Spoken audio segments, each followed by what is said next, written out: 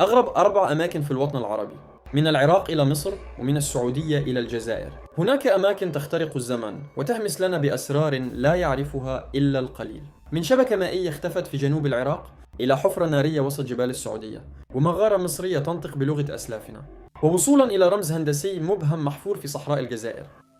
أولاً، شبكة القنوات الغامضة في البصرة، إرث الزنوج المنسي.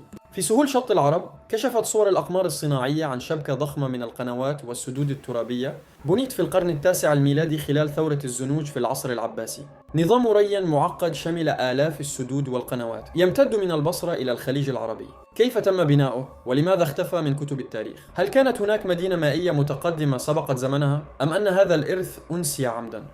ثانياً، فوهة الوعبة، حفرة النار الصامتة. في قلب جبال الطائف فوهة عملاقة بقطر يتعدى الكيلومترين وعمق يبعث على الرهبة. تعرف بفوهة الوعبة، ويقال إنها نتيجة انفجار بركاني غامض تحت الأرض. لكن بعض الزوار يشعرون بطاقة غريبة في المكان. هل نحن أمام ظاهرة طبيعية فقط، أم مركز طاقة روحية لا يزال نشطاً؟ ثالثاً، مغارة الجارة، بوابة ما قبل التاريخ. في واحة الداخلة وسط صحراء مصر الغربية تختبئ مغارة الجارة التي تعود إلى آلاف السنين. نقوش ورسومات تصور مشاهد صيد حيوانات منقرضة وحتى كائنات بشرية ضخمة. هل كانت مكان عبادة أم مركز علم غابر؟ لا أحد يملك الإجابة، لكن الحجر فيها لا يزال يتحدث.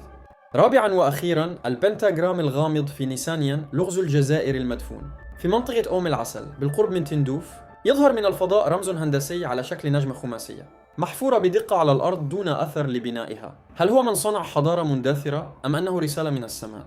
لا وجود لأي تفسير رسمي، فقط أسئلة تتكرر في صمت الرمال. إذا وصلت إلى هذه اللحظة من الفيديو فهذا يعني أنك تملك شغفا حقيقيا للاكتشاف. أي من هذه الأماكن أثار فضولك أكثر؟ وإذا كنت تعرف مكانا غامضا آخر في الوطن العربي لم نذكره، شاركوا معنا، ربما يكون في الفيديو القادم. لا تنسى الإعجاب والاشتراك لأن الرحلة ما زالت في بدايتها. القادم أغرب مما تتصور،